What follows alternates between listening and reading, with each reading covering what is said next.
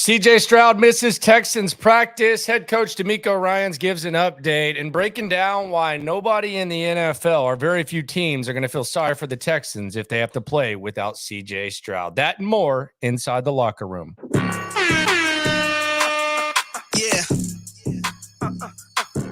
Yeah. It's the locker room on YouTube. You know what it is. Let's get it. Hey.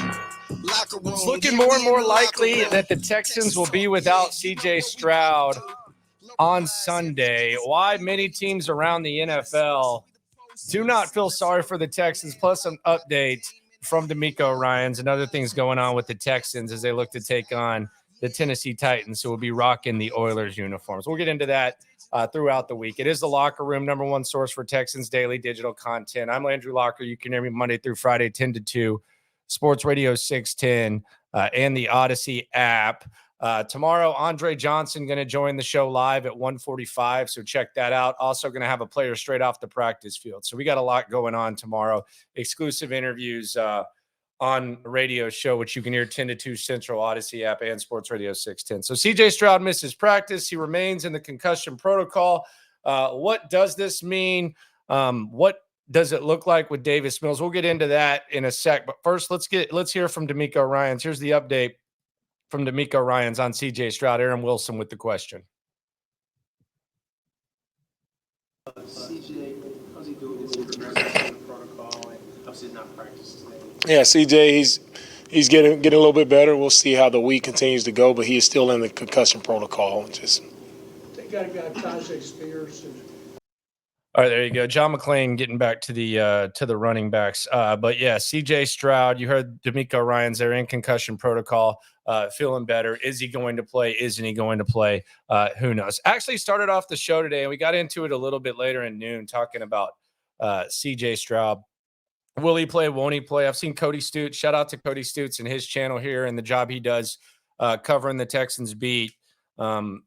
Examples, Brock Purdy, Derek Carr, who cleared concussion protocol, ended up playing. And my co-host, John Lopez, said, and I don't know if y'all agree with this or not, you may or may not, he doesn't want CJ Stroud out there no matter what on Sunday, which I don't understand.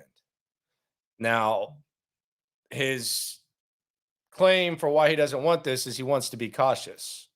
My question is this: if you want to be cautious, does that mean you don't want him to play against Myles Garrett and the Cleveland Browns 6 days after that?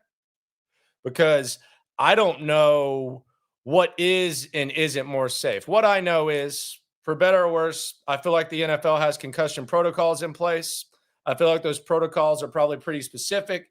And if CJ Stroud clears concussion protocol, if he wants to play, and if the Texans feel comfortable playing him, then I think he should play, just like Brock Purdy did and just like Derek Carr did. I don't know what difference 6 days make. And the example that's always used is, the Tua. Tua got hit, and then he got thrown on his head 4 days later. If he would have gotten thrown on his head like that 2 days ago, he would have had a concussion. I don't know the risks, all that. I just know there's a protocol, and if he clears protocol, I'm not saying rush him through protocol. I'm not saying cut corners. I don't think the Texans would do that. But if he clears protocol, he wants to play, the Texans feel comfortable playing him, then they should play him. Lopez says, well, I want to be cautious. I don't care if he's cleared to play or not. Okay, well then tell me why him playing this Sunday would be so much better than 6 days. Oh, because of more time? Okay, but again, if he clears protocol, I think he should play. Y'all can go back to and listen to it. It was on the Odyssey app, hour one. I don't think he plays, though. And I think it's very rare that they do, but it would be interesting to see if he did clear protocol, whether he did or not. Couple of other things from practice today before I break down, while not too many teams will feel sorry for the Houston Texans. Dalton Schultz, he returns to practice. Dalton Schultz, I think this is big for Davis Mills. Anyone who's followed Davis Mills the last couple of years, you've noticed that Davis Mills has had like random chemistry with tight ends. Brevin Jordan had a few touchdowns his rookie season. He threw 2 touchdowns to O.J. Howard his first game with the team. Jordan Akins immediately was able to click with Davis Mills. for whatever reason, he does a good job clicking with tight ends. So with Brevin out there, with Dalton Schultz, with Nico Collins' status up in the air, he was out there today, didn't really do drills, but he had a helmet. I think Dalton Schultz, especially for Davis Mills, would be big because he has random ass times in which he clicks with tight ends. So let's keep an eye on that. Other thing is this: I saw on Monday when I woke up, or it may have been Tuesday, the whole New York flight thing has just been an absolute joke. Dalton Schultz was politicking to get into the Pro Bowl. And I would hope that he feels comfortable enough to play this Sunday after missing 2 games if he's politicking to get in to the Pro Bowl. Other stuff from practice, Kaimi Fairbairn, he's back. He's going to play on Sunday. So you have your normal kicker back after a 5-week absence. Not practicing. Some of these could be veteran days. Some of these could be things to keep an eye on.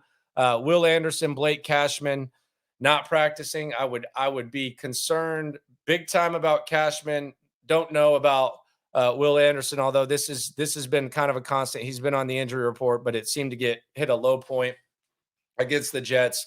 And then 3 offensive linemen, Laramie Tunsil, George Fant, and Shaq Mason, they don't practice. These could be vet days off. Tomorrow's practice report will be very interesting. It is the Locker Room, #1 source for Texans daily digital content. I'm Landry Locker. Be sure to subscribe, ride along, listen to Sports Radio 610 on the Odyssey app. So this is why I don't feel that too many teams should feel sorry for the Texans.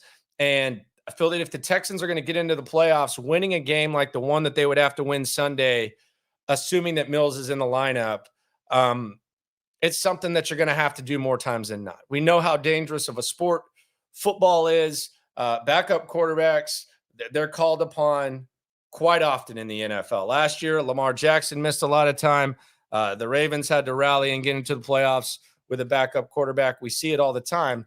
But let's just talk about right now. I don't like making vague examples without giving specifics. Let's just break this down right now. And this is assuming that the Texans are going to have to play without CJ Stroud. The Texans are one of 7-6 teams in the NFL battling for a playoff spot. There are 7 teams in the NFL that are 7-6, and they are battling for a playoff spot. 5 will start backup QBs this week. Houston with Davis Mills, we assume.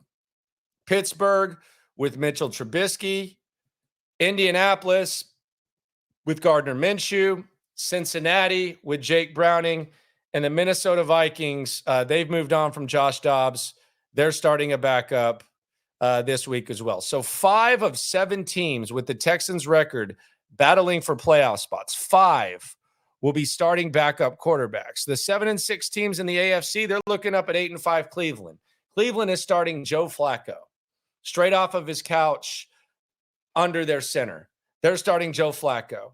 So that's 6 teams vying for playoff spots right there that are starting backup quarterbacks. The top story in the NFL right now, Tommy DeVito. He's a backup quarterback. He's a rookie backup quarterback that's won 3 straight games. He's done so with a 100+ rating in all 3 of those games. He's the NFC Player of the Week, Zach Wilson. AFC Offensive Player of the Week, backup quarterback. He started out Davis Mills, same draft class. Aaron Rodgers goes down. Zach Wilson had to step in, and because of DeMeco and the Texans and their poor effort on defense, Zach Wilson, a backup, AFC Offensive Player of the Week. So the NFC and Offensive Player of the Week, both backups. 5 of the 7 teams sitting at 7-6, and a team at 8-5. They're all starting backups. Now, are these the quarterbacks that were originally starters as important to their teams as CJ was? You can debate that amongst yourself. That's for a different thing. But the reality is, 2 biggest stories in the NFL right now, backup quarterbacks. You can throw Flacco in there as well. Probably should have been AFC Offensive Player of the Week, which would have kept this going as well. He deserved it over Zach Wilson. That's New York bias crap.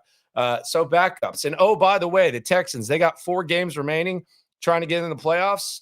The 4 teams remaining on the schedule, they will all be starting backups. It's going to be the Titans with Will Levis twice. It's going to be Joe Flacco. And it's going to be Gardner Minshew. So not too many teams are going to feel sorry for the Texans. Is it ideal? No, but is Is it unique? The answer is no as well. It's not a unique situation. It's not an ideal situation. It's all of the above. So that's where we're at. Who knows? Maybe tomorrow we find out CJ has clear concussion protocol. If he does and the Texans say he's okay to go, I'm okay with him to go. Let me know what you think in the comments. Let me know what you think I said was dumb, etc. We'll talk a little bit more about it tonight, getting back in the swing of things, getting over that New York jet lag, and hopefully the Texans are getting over that assing that they took in New York, because it was UGLY. Appreciate you for coming through. Not unique, not ideal, kind of is what it is at this point. Can Davis Mills go out there and do it? Who knows? But no matter what happens when it comes to this Texan stuff, we're all in it together. Thanks for coming through. We the source, we the pulse of the city too. Landlocked, got the game in the headlock. Localized every time, can't stop, won't stop. Yeah, we top 2 and we not too. Plugged in daily digital on YouTube. We got taste for days, opinions to give, we got takeaways. If it's up, then